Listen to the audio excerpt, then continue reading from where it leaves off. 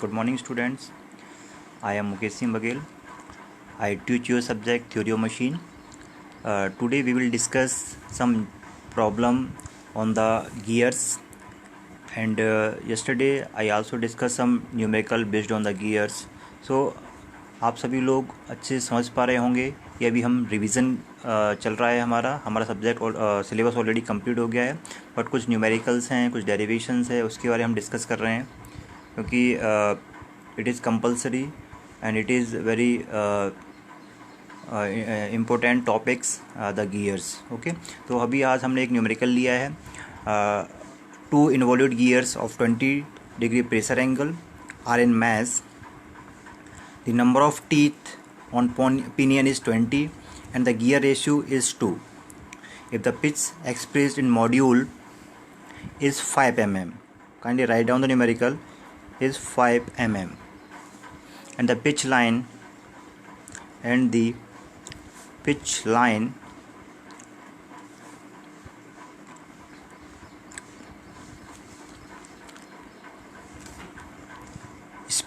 pitch line speed is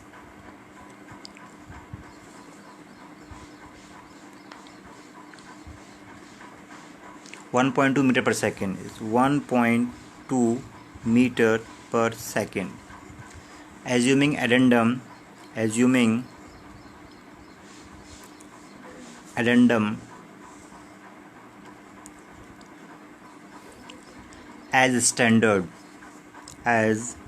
standard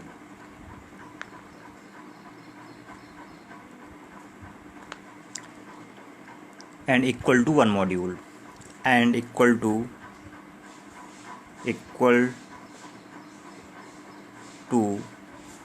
one module.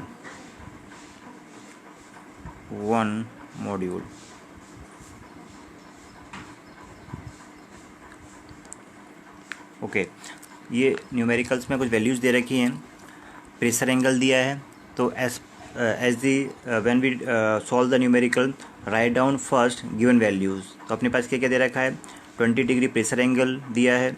Okay, उसके बाद number of teeth on pinion is 20 दे रखे हैं। ठीक है, हमारे पास 2 गियर्स हैं, एक पिनियन, इसमें नंबर ऑफ टीथ कितने हैं, 20 हैं। Okay, and the gear ratio कितना दिया है, 2 दिया है, यानी कि यहाँ पर हमें गियर रेशियो के हेल्प से गियर के नंबर ऑफ टीथ डिटरमाइन करने पड़ेंगे। हम न्यूमेरिकल को रीड करके समझ सकते हैं कि हमें क्या क्या चीज़ डिटरमाइन करनी है और क्या क्या दे रखी हैं। तो अभी आप देख सकते हो कि number of teeth on pinion is 20 दे रखे हैं, बट इसमें कैपिटल जी यानी कि कैपिटल टी यानी कि आपको बड़े गियर की नंबर ऑफ टीथ नहीं दे रखे हैं। तो इसको हमने इसकी जगह क्या दिया है, गियर रेशियो दिया है। ओके, तो गियर रेशियो क्या होता है, gear ratio G is equal to capital T upon small t. तो उसकी हेल्प से हम क्या करेंगे, स्मॉल कैपिटल टी की वैल्यू निकाल लेंगे। उसके आगे क्या दिया है, if the pitch express in module is 5 mm, यानी कि मॉड्यूल वैल्यू कितनी दे रखी है, 5 mm दे रखा है। The pitch line speed is 1.2 metre per second, speed दे रखी है इसमें 1.2 मीटर पर सेकेंड। एज्यूमिंग, अब इसमें एज्यूम करना है, हमें मानना है कि एज्यूमिंग एडेंडम, जो एडेंडम की वैल्यू है स्टैंडर्ड है और 1 स्टैंडर्ड है और वह 1 मॉड्यूल के बराबर है, यानी कि एडेंडम के लिए क्या हो जाएगी, यहाँ पर 5 mm हो जाएगी, क्योंकि मॉड्यूल कितना दिया है, 5 mm दे रखा है। ठीक है, तो सबसे पहले न्यूमेरिकल को हमें समझना पड़ता है कि न्यूमेरिकल में क्या क्या वैल्यू दे रखी हैं, उसकी हेल्प से ही हम क्या कर सकते हैं, वैल्यूज डिटरमाइन कर सकते हैं। तो मैं जैसा कि आपको हमेशा बोलता हूँ कि आप लोग पहले न्यूमेरिकल यहाँ पर नोट कर लो और साथ के साथ आप लोग न्यूमेरिकल सॉल्व करते जाओ। ठीक है, जैसे ही आपका यह मेरा लेक्चर ख़त्म होगा, मैं चाहूँगा स्टूडेंट्स मुझे न्यूमेरिकल सॉल्व करके और मेरे पर्सनल व्हाट्सएप पर सेंड कर दें, तो इससे मुझे पता चल जाएगा कितने स्टूडेंट्स ने सॉल्व किया है और कितने स्टूडेंट्स सीरियसली पढ़ाई कर रहे हैं। तो इसमें 2 कंडीशन हमें निकालनी है। फर्स्ट डिटरमाइन करना है, फाइंड, हमें यहाँ पर फाइंड करना है first the angle turn through by pinion, angle turn through by pinion,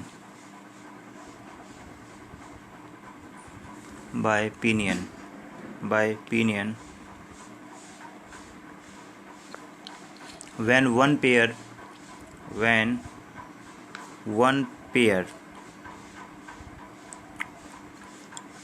of teeth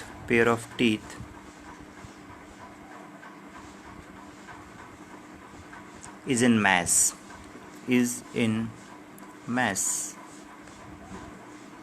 okay, first हमें क्या डिटरमाइन करना है यहाँ पर, सबसे पहले हमें डिटरमाइन करना है angle turn through by pinion, pinion ने कितना टर्निंग किया, कितना टर्न किया एंगल ने, ठीक है, उसका एंगल डिटरमाइन करना है। Angle turn through by pinion when one pair of teeth is in match, जब एक पेयर टीथ का मैचिंग में हो, कांटेक्ट में हो, ठीक है। सेकंड क्या डिटरमाइन करना है हमें, सेकंड हमें डिटरमाइन करना है the maximum velocity of sliding, maximum velocity of sliding, यहाँ पे वेलोसिटी निकालनी है, मैक्सिमम वेलोसिटी ऑफ स्लाइडिंग, ठीक है। तो these are very important question, ये एग्ज़ाम के पॉइंट ऑफ व्यू से भी इम्पोर्टेंट हैं। यदि आप यहाँ पर क्वेश्चंस को सॉल्व कर लोगे तो मुझे नहीं लगता है कि एग्ज़ाम में आपको कोई प्रॉब्लम आएगी। तो आप लोग जितना रिवाइज़ कर सकते हो उसको रिवाइज़ करते जाओ और मेरे साथ साथ इसको न्यूमेरिकल को सॉल्व करो। तो फर्स्ट हमें डिटरमाइन करेंगे angle turn by through opinion, यहाँ लिख दीजिए solution. First write down the given values, phi की वैल्यू दे रखी है यहाँ पर, फाई इक्वल टू कितना दिया है, 20 डिग्री दिया है, तो राइट डाउन इज 20 डिग्री। उसके बाद स्मॉल टी दिया है 20। उसके बाद हमारे पास क्या दिया, गियर रेशियो दिया, तो gear, you know that gear ratio क्या होता है, G equal to capital T upon small T equal to कितना दिया है, 2 दिया है। तो यहाँ से हम क्या कर सकते हैं, आसानी से कैपिटल टी की वैल्यू निकाल सकते हैं। उसके बाद हमारे पास क्या दिया है, मॉड्यूल दिया है, एम दे रखा है, एम कितना दिया है, m is equal to 5 mm, m की वैल्यू 5 mm दे रखी है, ओके। एंड वेलोसिटी दे रखी है हमारे पास, v कितनी दी है, v इक्वल टू दिया है 1.2 metre per second, 1.2 metre per second, okay. And next क्या दिया है, एडेंडम इक्वल टू 1 मॉड्यूल। अब एडेंडम 1 मॉड्यूल दिया है तो हमारे पास कितना हो जाएगा एडेंडम, 5 mm, 5 मिलीमीटर हो जाएगा, क्योंकि यहाँ पर हमारे पास दे रखा है कि मॉड्यूल कितना दिया है, 5 mm दे रखा है, तो एडेंडम एक मॉड्यूल के बराबर होगा, तो कितना हो जाएगा, 5 mm हो जाएगा ये, ठीक है। तो यहाँ पर एडेंडम की वैल्यू हमारे पास गिवन है। तो फर्स्ट कंडीशन हमें डिटरमाइन करनी है angle turn through by pinion when one pair of teeth in match. So we know that, सबसे पहले हम क्या निकालते हैं, पिच सर्कल रेडियस निकालते हैं, ऐसा कि मैंने पिछले न्यूमेरिकल में भी समझाया है और जब हमारे पास रेगुलर क्लासेस चल रही थी उसमें भी समझाया है। फर्स्ट ऑफ ऑल हम डिटरमाइन करते हैं पिच सर्कल रेडियस। सबसे पहले डिटरमाइन कीजिए pitch circle radius, determine pitch circle radius of pinion, pitch circle radius pinion determine कीजिए। इसमें लिखिए small r is equal to, क्योंकि हम पिनियन की बात कर रहे हैं तो we know that pitch circle radius क्या होता है, r is equal to module into t upon 2, ठीक है। मॉड्यूल कितना दिया है हमारे पास, मॉड्यूल 5 दिया है, स्मॉल टी कितना दिया है, 20 दिया है, और यहाँ से क्या निकल जाएगा हमारे पास, पिच सर्कल रेडियस निकल जाएगा, that is equal to 50 mm, ठीक है। ये वैल्यू हमारे पास आ गई और आगे बढ़ेंगे। नेक्स्ट हमारे पास क्या निकलना है हमें, जैसे एज इट इज़ हमें क्या निकालना है, जैसे पिच सर्कल रेडियस निकाला है, हमें निकालना है pitch circle radius of gear, ठीक है, या व्हील। लिख लीजिए pitch circle radius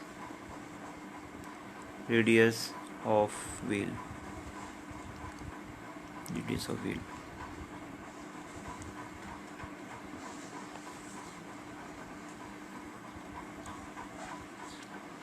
m into capital T upon 2।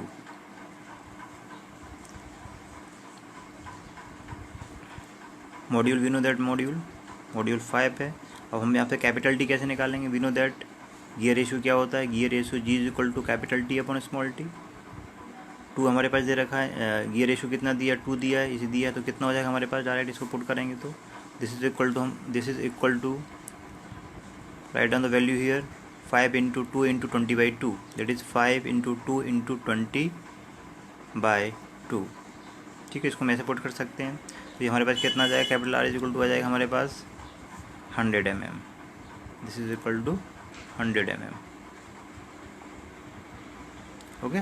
तो ये हमारे पास क्या आ गया, pitch circle radius for wheel and pitch circle radius for pinion, ये दोनों की वैल्यू होगी हमारे पास। अब नेक्स्ट हमें क्या निकालना है, radius of addendum circle of pinion. तो भाई radius of addendum circle of pinion हमें फॉर्मूला मालूम है, फॉर्मूला वी नो दैट मैंने आपको समझाया भी है जब हमने डेरिवेशन सॉल्व किया था। रैंडम रेडियस क्या होता है, it is equal to pitch circle radius plus addendum. तो लिख लीजिए यहाँ पर radius of, write down here radius of, yes या write down here radius of random circle of opinion, radius of random circle of opinion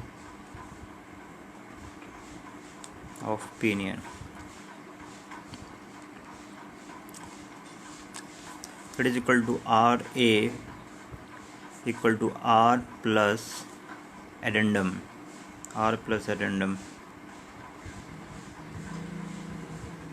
okay. तो R इसका small r is equal to 50 है यहाँ पर, तो आपने निकाल लिया है। रैंडम आपको मालूम 5 है, तो कितना हो जाएगा ये 55 mm। This is equal to 55 mm। हमने क्या निकाल लिया, रैंडम सर्कल किसके लिए निकाल लिया, पेनियन के लिए निकाल लिया। ऐसे ही हमें रैंडम सर्कल किसके लिए निकालना है, व्हील के लिए निकालना है same. It is radius of random circle of wheel.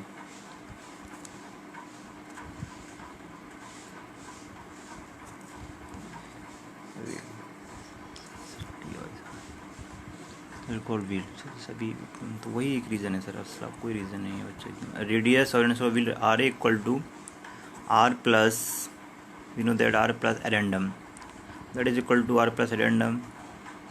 तो प्रोसीजर मैं यहाँ पर आप लोगों को फॉलो करा रहा हूँ, ही प्रोसीजर आप लोगों को एग्ज़ाम में भी फॉलो करना है। Step by step numerical solve करते जाना है, सारी वैल्यूज़ लिखनी है। जितना आप अच्छे सॉल्व करोगे उतने अच्छे आपके मार्क्स आएंगे। तो kindly follow all the steps and it is very easy way to solve the numerical. Okay, ये हमने क्या क्या निकाल लिया, पिच सर्कल रेडियस निकाल लिया पहले, रैंडम सर्कल निकाल लिया। अब हमें क्या निकालना है, we know that length of path of approach निकालना है। अब मैंने आपको बताया है कि जब भी length of path of approach निकालते हैं या length of path of research निकालते हैं तो हम क्यों निकालते हैं कि इसके लिए हमें length of path of contact मिल जाता है, because we know that length of path of contact is equal to length of path of approach plus length of path of recess. तो इसके लिए हमें ये चीज़ निकालना कंपलसरी हो जाता है। तो हम सबसे पहले निकालेंगे length of path of approach. अब length of path of approach इसका मतलब क्या है, that is the path of contact when engagement occurs.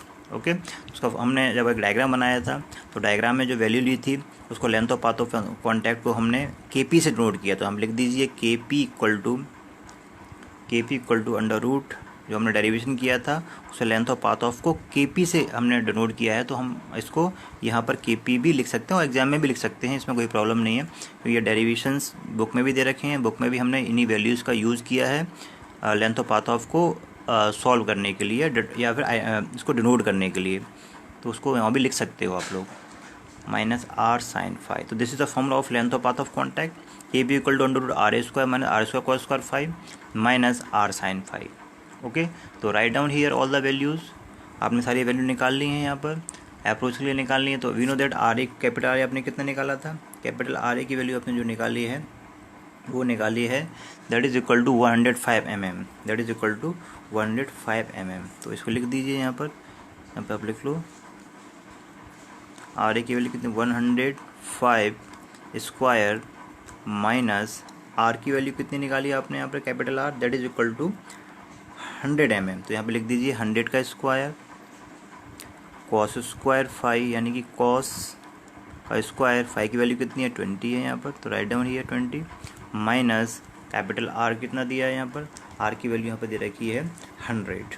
तो राइट डी ना 100, okay, and R sine five कितना दिया है 20 डिग्री दिया है।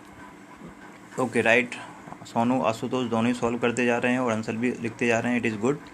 सो what is the answer of K P, determine the value of K P here, Sonu and Ashutosh, determine the value of Kp here and write down the value of Kp. So this is here we are determine length of path of contact. Length of path of contact is equal to under root RA square minus R square cos square 5 minus R sine five. Okay, तो इससे पहले हम लोगों ने यहाँ पर are A की value निकाल लिया। आर ए क्या है, रेडियस, पिस्से का रेडियस प्लस एरेंडम। ओके, तो आर की वैल्यू हमने यहाँ पे पुट कर दी, एरेंडम की वैल्यू पुट कर दी यहाँ पर। ऐसे हमने यहाँ पर स्मॉल आर ए निकाल लिया। Small are A is the radius of addendum circle of pinion, that is equal to R plus addendum. Okay, तो आर की वैल्यू हमने इससे पहले निकाल ली थी। आर यहाँ पे क्या है, पिच सर्कल रेडियस है आर यहाँ पर, that is a pitch circle radius of pinion. तो इसकी वैल्यू हमने यहाँ पे पुट कर दी, इसको निकाल लिया। ऐसे हमने यहाँ पे क्या निकाला, length of path of contact निकाल लिया है। ठीक है, अब length of path of contact की वैल्यू कितनी होगी, Sonu Ashutosh determine it. It is equal to length of path of contact equal to 12.65 mm। I write here after solving this 12.65 mm। तो हमने यहाँ पे क्या निकाल लिया, length of path of contact की वैल्यू निकाल ली है। Length of path of contact निकाल लिया 12 point, yes Ashutosh, yes you are right, it is equal to 12.65 mm। Okay, यानी कुछ स्टूडेंट यहाँ पे साथ में सॉल्व भी करते जा रहे हैं, इट इज़ गुड। और नेक्स्ट स्टेप क्या है हमारे पास, नेक्स्ट स्टेप है length of path of approach. अब हमें यहाँ पे क्या निकालना है, आगे length of path of approach निकालना है। तो length of path of approach का फॉर्मूला आपको मालूम हुआ है, length of path of length of path of recess निकालना है। तो length of path of recess equal to length of path of recess equal to क्या होगा, length of path of recess equal to, that is equal to, इसको हम denote करते हैं P L से। तो right down here P L equal to under root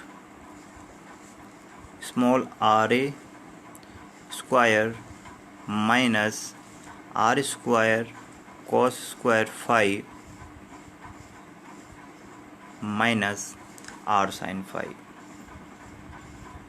तो यहाँ पे लिख दीजिए, write down the all the values here. You know that R A की वैल्यू हमने कितनी निकाली है, small are a equal to 55 mm, जो हमने निकाल ली पहले ही 55 mm, minus pitch circle radius और ओपिनियन कितना निकाल लिया है, 50 निकाल लिया। तो लिख दीजिए यहाँ पर 50 का स्क्वायर कॉस स्क्वायर 5 की वैल्यू कितनी है, 20 है।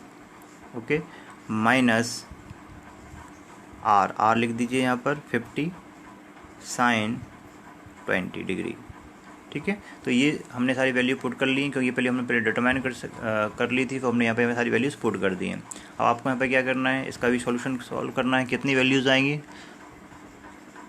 सोनू निकालो कितनी वैल्यू है बेटा, क्या आंसर आएगा इसका, find out the answer. After find out the answer of this P L, length of path of recess, then it is equal to length of path of contact, that is equal to KL equal to KP plus PL, KP plus PL। Okay, तो इसको जब solve करेंगे तो इसका answer आएगा 11.5 mm, that is equal to 11.5 mm, 11.5 mm। Okay, तो दोनों values put कर दो यहाँ पर, KP plus PL। KP की वैल्यू हमने निकाल ली थी यहाँ पर 12.65, तो right down here 12.65 plus PL की हमने वैल्यू निकाली 11.5 निकाल ली। तो this is equal to 24.15 mm। Okay, so this is the length of path of contact. हमने यहाँ पे length of path of contact determine कर लिया है ना। हरी मिर्ची डालो।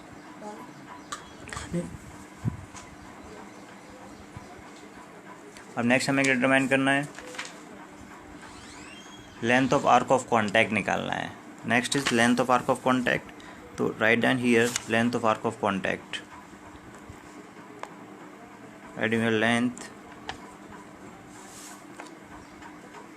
Length of arc of contact.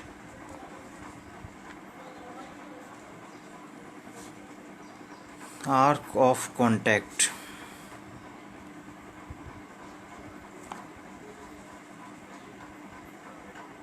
Length of arc of contact, then length of arc of contact का फॉर्मूला हमें मालूम है, length of arc of contact equal to length of path of contact, length of path of contact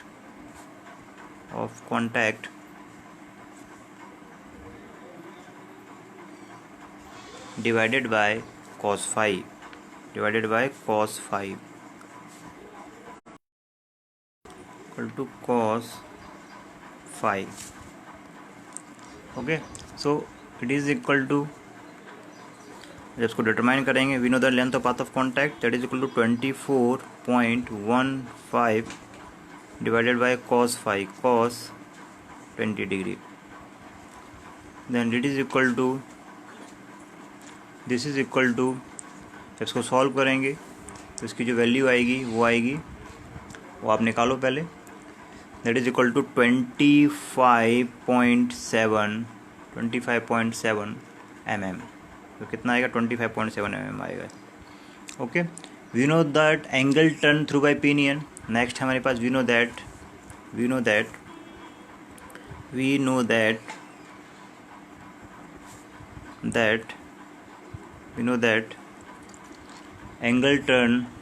angle turn through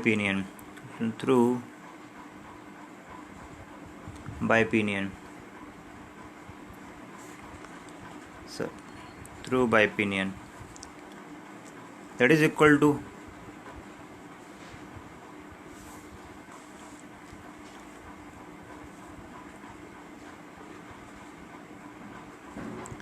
length of arc of contact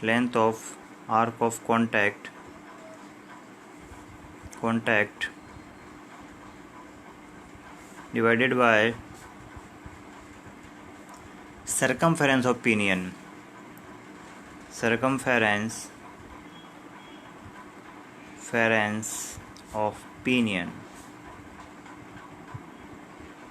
multiply by 360. Okay, so write down all the values here. Length of arc of contact, तो length of arc of contact कितना है, that is 25.7 into 360 degree, 2 pi r यानी कि 50, 29.45 degree. So this is the first condition, that is the angle turn by pinion. तो it is equal to 29.45 degree. तो pinion ने कितना turn किया है, 29 डिग्री एंगल टर्न किया है. ओके, तो this is the first solution. And then what is the next, maximum velocity of sliding. Next है मैक्सिमम वेलोसिटी ऑफ स्लाइडिंग. ठीक है, तो मैक्सिमम वेलोसिटी ऑफ स्लाइडिंग आप लोग खुद निकाल लें.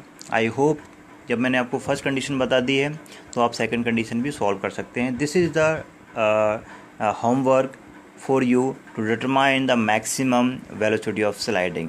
Okay, if you face any problem to determine the maximum velocity of sliding, we will discuss tomorrow. Okay, so thank you very much. We will meet tomorrow in the same time. Okay.